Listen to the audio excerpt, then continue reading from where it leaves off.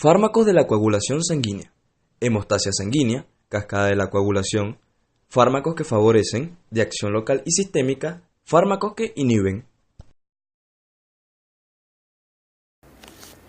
La hemostasia es una serie de mecanismos que nuestro organismo pone en marcha para evitar una hemorragia o para combatirla cuando se ha producido, asegurando además que el tapón hemostático nos perdure más tiempo del necesario para restablecer la continuidad del vaso, mientras que la coagulación consiste en el paso de la sangre de un estado líquido a un estado semisólido por acción de diferentes enzimas. La hemostasia consta de varias etapas. Una hemostasia primaria, que a su vez consta de la vasoconstricción, refleja la adhesión plaquetaria y la agregación plaquetaria. Una hemostasia secundaria, que la comprende la coagulación plasmática y por último la fibrinólisis. La hemostasia primaria ocurre ante una lesión vascular. El estímulo del vaso afectado provoca una vasoconstricción local refleja, lo que reduce al instante la salida de sangre de la zona afectada. Al mismo tiempo, las plaquetas se adhieren al colágeno del subendotelio de la pared vascular dañada, produciendo así la adhesión plaquetaria, necesitándose las glicoproteínas 1 de la membrana plaquetaria y el factor de von Willebrand, el cual actuaría como una especie de pegamento entre las glicoproteínas 1 y el colágeno del subendotelio. Posteriormente, se produce una reacción de liberación de sustancias del interior de las plaquetas, liberando ADP, ATP, calcio y serotonina, uniéndose unas plaquetas con otras, produciendo la agregación plaquetaria, necesitando fibrinógeno y glicoproteínas 2B y 3A de la membrana plaquetaria, proporcionando los fosfolípidos plaquetarios necesarios para la coagulación plasmática y la formación de fibrina, lo cual estabiliza el trombo plaquetario y finalmente la eliminación de este trombo por medio de la fibrinólisis. La hemostasia secundaria es representada por la coagulación plasmática, la cual consiste en una serie de reacciones que tienen por fin transformar una proteína soluble o fibrinógeno en otra insoluble o fibrina por acción de la trombina. La cascada de la coagulación consiste en una secuencia de pasos donde la activación de un factor de la coagulación conduce a la activación de otro hasta entonces inactivo, y así sucesivamente hasta llegar a la formación de trombina. Dichos factores son factor 1 o fibrinógeno, factor 2 o protrombina, factor 3 que sería el factor tisular, el 4 que representa el calcio, el 5 que sería la proacelerina, el 7 que sería la proconvertina, el 8 que es el factor antihemofílico A, el 9 el factor de Christmas o beta-adrenérgico, también llamado factor antihemofílico B, el 10 o factor de Stuart-Power, el 11 o factor antihemofílico C, el 12 o factor de Hagemann, el 13 estabilizante de fibrina y el 14 la proteína C o autotrombina. A factores de estudio se dividió la cascada de la coagulación en dos sistemas o vías, una intrínseca y una extrínseca. Ambas vías confluyen en la activación del factor 10 de la coagulación. Este modelo es de gran utilidad para comprender el mecanismo de formación del coágulo. La vía intrínseca se inicia con la fase de contacto, al ponerse en contacto el plasma con una superficie extraña. El factor 7 se activa parcialmente y actúa sobre la precalicreína formando calicreína. Esta, en conjunto con el quininógeno de alto peso molecular, intervendría amplificando la activación del factor 7, el cual actuaría sobre el factor 11, produciendo el factor 11 activado. Este activaría al factor 9, pasando al factor 9 activado, el cual provocaría la activación del factor 10.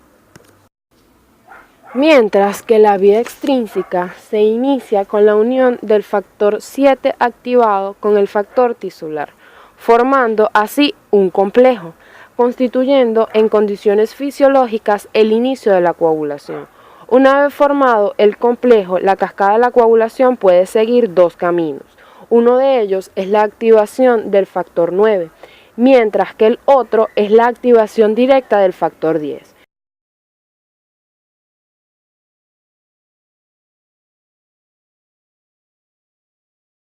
En una última etapa, la trombina abandona la superficie celular para transformar el fibrinógeno en fibrina. Procoagulantes, agentes de acción local. En primera instancia, tenemos los fármacos vasoconstrictores, que son también llamados inotrópicos, es decir, que tienen la calidad de afectar la contractibilidad del músculo, en este caso, de los vasos y arterias de la circulación. Dentro de su clasificación, tenemos los agonistas alfa puros y agonistas alfa mixtos. Dentro de los agonistas alfa puros, podemos mencionar la metoxamina y la fenilefrina. Y dentro de los agonistas alfa mixtos, podemos mencionar la dopamina, efedrina, adrenalina y noradrenalina. Agonistas alfa puros. Fenilefrina. En cuanto a su mecanismo de acción, es agonista alfa 1 a nivel vascular y miocardíaco, vasoconstrictor a nivel arterial, aumentando la poscarga, pero posee menos efecto sobre la contractibilidad cardíaca, por ende no aumenta la frecuencia. Es indicado como hipotensor perioperatorio para pacientes con coronopatías y también para pacientes con RBS disminuido, es decir, shock séptico. Su vida media es menor a 5 minutos y sus reacciones adversas giran en torno a la bradicardia refleja. Agonistas alfa mixtos, también denominado simpático mimético. Dentro de estos fármacos podemos mencionar la efedrina, el cual, su mecanismo de acción, podemos decir que estimula la presinapsis, es decir, la liberación endógena de noradrenalina, estimulación directa de los receptores beta 1 y beta 2 y débilmente de los alfa 1. Es vasoconstrictor arterial y venoso, aumentando la frecuencia cardíaca y aumentando la contractibilidad. Es indicado para el uso puntual y limitado en bolus y es utilizado como hipotensor en anestesias regionales, sobre todo si se acompaña con bradicardias. También es hipotensor por depresión miocardíaca, secundaria a los efectos indeseados en los fármacos anestésicos. Agonistas beta directos. Dopamina. Mecanismo de acción. El mecanismo de acción de la dopamina va a ser progresivo a medida de que se aumenta la dosis.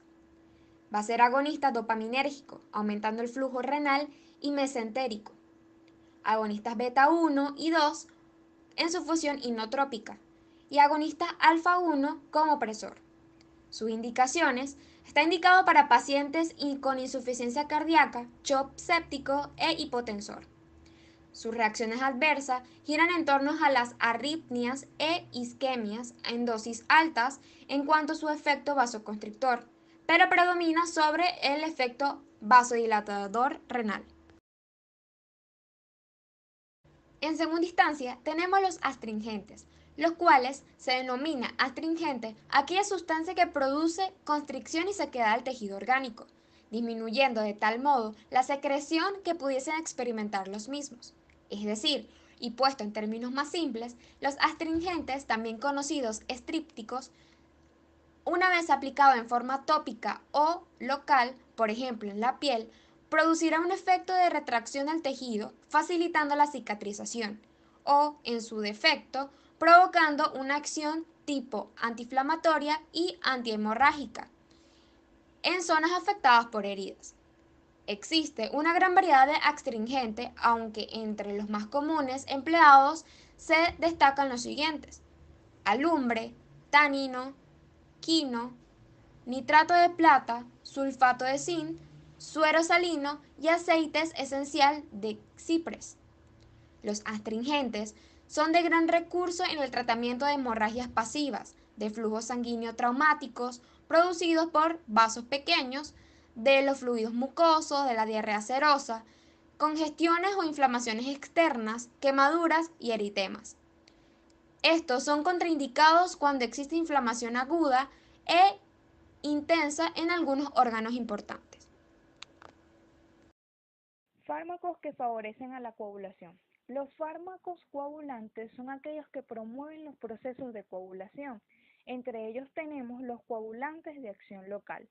Se usan tópicamente y se disuelven totalmente en los tejidos, donde se reabsorben lentamente, sin irritar ni impedir los procesos de reparación tisular. Entre ellos tenemos los tromboplásticos, la trombina de plasma de bovino. Es un fármaco que en los hemofílicos se puede aplicar sobre la superficie sangrante obtenida del plasma de bovino como polvo seco o como una solución preparada. Entre su mecanismo de acción tenemos que promueven la síntesis hepática de los factores del complejo protrombínico, el factor 2, 7, 9 y 10, contrarrestando los efectos de los anticoagulantes orales. Favorecen la carboxilación de los residuos de ácido glutámico, permiten la unión de calcio a los factores de la coagulación para su activación. Entre los usos de la trombina de plasma de bovino tenemos sangramiento alveolar después de una extracción dentaria, epistaxis, sangramiento de pequeños vasos.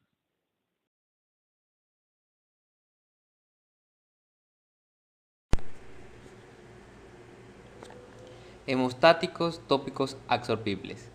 Se aplican directamente en el sitio de sangrado. No tienen acción traumática. Su acción es física, química y o mecánica. Se absorben en corto tiempo. Entre los agentes hemostáticos químicos más comunes están espuma de gelatina, celulosa oxidada regenerada, colágeno, trombina tópica y sellados de fibrina. Vitamina K. Es derivado de la 2-metilnaftoquinona.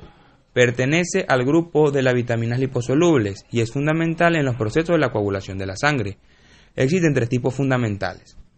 Vitamina K1 o fitonadiona, que se presenta en las plantas de hojas verdes como coliflor y espinaca. Vitamina K2, menaquinona, sintetizada por las bacterias intestinales. Vitamina K3, menadiona, es el compuesto sintético. Mecanismo de acción. La vitamina K, hidroquinona activada, interactúa con una enzima que carboxila el ácido glutámico, que proviene de un factor de la coagulación, transformándolo a gamma-carboxiglutamato.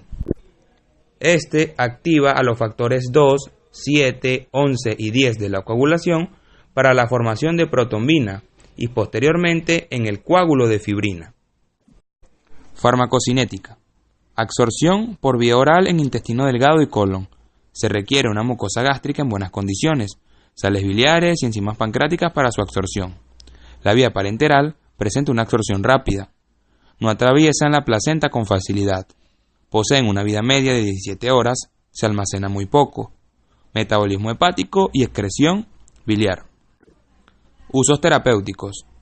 Hipoprotombinemia por deficiencia de vitamina K y medicamentosa.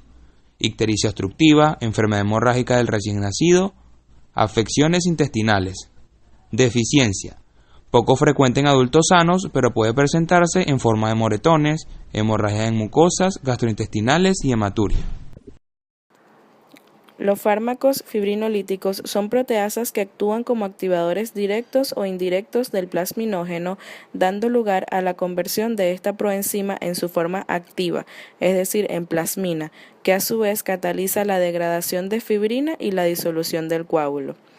Dentro de ellos están la streptoquinasa, anistreptasa, estafiloquinasa, uroquinasa y el activador tisular del plasminógeno, de los cuales el más utilizado es la streptoquinasa.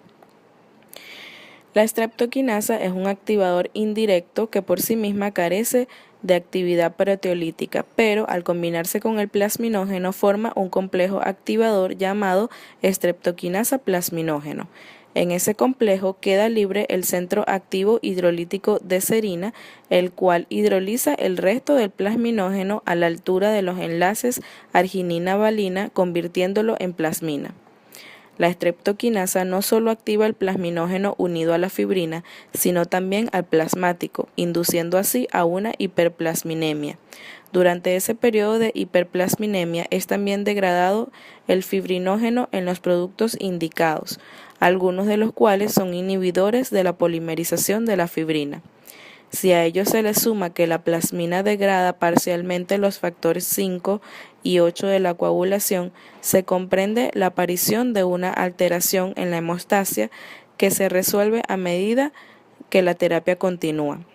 Esta puede ser la causa de que aumente el riesgo de hemorragia, pero a su vez contribuye a la acción trombolítica general. Estos fármacos se utilizan como tratamiento trombolítico, es decir, ante un accidente cerebrovascular, un ataque cardíaco, entre otros. En cuanto a su farmacocinética, todos se pueden administrar por vía parenteral, intravenosa o intraarterial, y existen diferentes formas de utilizarlos en función a la indicación. Igualmente, la dosis y los esquemas de administración van a depender tanto del agente utilizado como de la indicación clínica. Las reacciones adversas más frecuentes en general son las complicaciones hemorrágicas, pero en el caso de la estreptoquinasa, esta puede producir reacciones alérgicas que van desde erupciones cutáneas hasta broncoconstricción y edema angioneurótico. Agentes de acción inespecífica. Para que un fármaco pueda producir esta alteración funcional es necesario que este fármaco alcance una concentración adecuada en el lugar del organismo donde actúa o sitio de acción, el cual puede estar localizado en el efector o lejos de él. Su mecanismo de acción es de relación íntima, por lo que los fármacos producen una alteración funcional en un ser viviente. Entonces encontramos que los fármacos presentan distintos grados de especificidad. Así podemos distinguir dos tipos de fármacos. Específicos, que se administran en dosis más bajas para producir un efecto farmacológico, y los inespecíficos, que se administran en dosis altas, de orden de gramos, para producir un efecto farmacológico. Ejercen dicho efecto por medios físicos o químicos, ya sea a nivel extracelular o celular. Los fármacos que ejercen un mecanismo de acción inespecífico actúan generalmente para precisar, modificando la función de la célula. Los fármacos de este tipo de mecanismos son agentes quelantes, como la penicilamina, quelante de cobre en la enfermedad de Wilson, o la deferoxamina en homocromatosis. Agentes osmóticos, donde actúa por capacidad de atraer y retener la molécula de solvente. Por ejemplo, los diuréticos osmóticos, sustitutos de las proteínas plasmáticas y expansores del plasma. Oxidantes o reductores, como antisépticos y algunos anticonceptivos. Algunos fármacos no son directamente oxidantes, sino que se encargan de promover la generación de radicales libres cuando se someten a radiaciones electromagnéticas.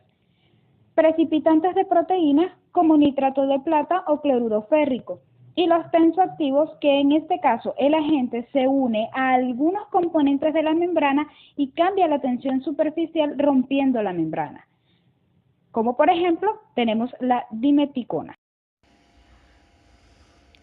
Fármacos que inhiben la coagulación, anticoagulantes orales. Inhibidores de la vitamina K, dicumarina. Son fármacos como la warfarina, que inhibe la síntesis hepática de los factores de la coagulación dependientes de vitamina K. Están contraindicados en el embarazo por producir efectos teratogénicos. La warfarina son sustancias que antagonizan los efectos de la vitamina K y actúan sobre los factores 2, el factor 7, el factor 9 y por último el factor 10. Tiene una buena absorción, tiene elevada tasa de unión a proteínas plasmáticas, tiene un tiempo de lactancia hasta el efecto pleno entre unos 12 y 48 horas. Mecanismo de acción. La warfarina impide la acción enzimática hepática, que reduce el 2,3 de epóxido de vitamina K. Un paso clave en la información con ciertos factores de coagulación. La vitamina K reducida es un cofactor esencial en la carboxilación de ciertos residuos de glutamatos. Usos terapéuticos. Profilaxis secundaria de la cardiopatía isquémica, destacando la enfermedad isquémica del corazón, las trombosis venosas y profundas, la implantación de prótesis valvulares, entre otras alteraciones, son tratadas con fármacos anticoagulantes. Se administra para prevenir trombosis venosa y embolia pulmonar en pacientes con alto riesgo como los que ya han padecido este tipo de coágulos aberrantes o los que han sido sometidos a ciertos procedimientos quirúrgicos. Otras indicaciones incluyen afectaciones cardíacas como la fibrilación auricular y la presencia de válvulas mecánicas que tienen o aumentan el riesgo a formar coágulos que pueden causar un derrame. Reacciones adversas: sangrado constantemente, hemorragias, interacciones con fármacos que actúan sobre la coagulación, interacciones por el desplazamiento de la unión de la proteína, interacciones que inhiben o inducen los problemas enzimáticos, antibiótico, deficiencia de la vitamina K. Las interacciones medicamentosas de la warfarina son muy complicadas y numerosas. Otros fármacos pueden aumentar o disminuir la actividad enzimática hepática, afectando lo que es el metabolismo de la warfarina. Algunos anticoagulantes orales es la aspirina, que bloquea lo que es la síntesis plaquetaria, y la sulfipirosona, que inhibe multifactorial de la agregación plaquetaria. Anticoagulantes in vivo e in vitro. Entre estos se encuentra la heparina, la cual es un pentasacárido que pertenece a la familia de los glucosaminoglucanos que se encuentran en los gránulos secretores de los mastocitos del tejido conectivo. Existen dos tipos de heparina. La primera es la heparina no fraccionada o de alto peso molecular, la cual se obtiene y purifica del intestino de cerdo. La segunda, la heparina de bajo peso molecular, se obtiene mediante modernas técnicas de fraccionamiento de la heparina de alto peso molecular, lo que mejora sus propiedades farmacológicas. Mecanismo de acción. La acción anticoagulante de la heparina se lleva a cabo de manera indirecta al unirse a la antitrombina 3, inactivando de esta forma los factores de la coagulación 9, 10, 11 y 12 a la trombina, que es el factor 2, lo que inhibe la conversión de fibrinógeno a fibrina. La inactivación del factor 10 anteriormente mencionado evita la conversión de protrombina a trombina y por consiguiente la trombosis. Farmacocinética. Tanto la heparina fraccionada como la no fraccionada se deben administrar por vía intravenosa y subcutánea, ya que si se hace por vía intramuscular puede causar hematomas. En el caso de la heparina no fraccionada, esta no atraviesa con facilidad las membranas, la placenta, ni es absorbida a través de la mucosa gastrointestinal, a diferencia de la heparina fraccionada, la cual se absorbe de forma rápida y en su totalidad. Ambas suelen unirse a las proteínas plasmáticas en un 95%. La vida media de la heparina no fraccionada es de 60 a 90 minutos, a diferencia de la vida media de la heparina fraccionada, la cual es de 4 a 6 horas. Por último, en ambos casos son metabolizadas por vía hepática y se excretan a través de la orina. Indicaciones. Se utiliza para la prevención y tratamiento de trombosis venosa, tromboembolia pulmonar, luego de infarto de miocardio y prevención de coagulación durante diálisis y cirugía cardíaca. Reacciones adversas. Hemorragias, trombocitopenia, reacciones de hipersensibilidad, como escalofríos, fiebres. Y en las contraindicaciones están las hemorragias, hemofilia, trombocitopenia, púrpura, crisis hipertensiva y antes y después de cualquier cirugía ocular, cerebral o de médula espinal. Antiagregantes plaquetarios. Clasificación de los principales antiagregantes según el mecanismo de acción. Inhibidores de la ciclooxigenasa, inhibidores de la fosfodiesterasa, inhibidores de los receptores ADP, antagonistas del GP2B3A, el ácido acetilsalicílico, o también llamado aspirina. Entre sus indicaciones tenemos antipirético, antiinflamatorio y antiagregante plaquetario. Entre sus usos terapéuticos están el tratamiento de fase aguda de síndrome coronario agudo y ACV isquémico, prevención secundaria en pacientes con cardiopatía isquémica o accidente isquémico transitorio, en prevención primaria en pacientes con alto riesgo coronario, como por ejemplo pacientes con diabetes mellitus, en pacientes con fibrilación auricular, pacientes con angina inestable, reducción de infartos agudos del miocardio y profilaxis primaria y secundaria de tromboembolismo. Entre las reacciones adversas que tenemos están los trastornos gastrointestinales, hemorragias, hipersensibilidad, trombocitopenia, tinnitus, acúfenos, hipoacusia, ictericia y vértigo. Entre las interacciones que se pueden presentar están los anticoagulantes, que es donde se potencia el efecto y a su vez el riesgo de hemorragia aumenta si se administra ácido acetilsalicílico a pacientes bajo tratamiento anticoagulante. Corticosteroides, donde se presenta un riesgo de hemorragia gastrointestinal. Antidiabéticos. El ácido acetilsalicílico aumenta la secreción de insulina y por lo tanto reduce los niveles de glucosa en sangre. Interacciones con alcohol. Esto aumenta el riesgo de provocar irritación de la mucosa gástrica y hemorragias gastrointestinales. Interacciones con anticonvulsivantes. La aspirina en grandes dosis puede desplazar a la fenitoína de las proteínas plasmáticas a las que se une, aumentando sus concentraciones plasmáticas. De igual forma, los salicilatos desplazan al ácido valproico de las proteínas del plasma, al mismo tiempo que inhiben el metabolismo hepático del valproato. Como mecanismo de acción, este fármaco inhibe la síntesis de prostaglandinas, inhibiendo de forma irreversible la ciclooxigenasa, una de las dos enzimas que actúan sobre el ácido araquidónico. La ciclooxigenasa existe en forma de dos isoenzimas, la ciclooxigenasa 1 y la ciclooxigenasa 2. Estas isoenzimas están codificadas por genes diferentes presentes en lugares diferentes.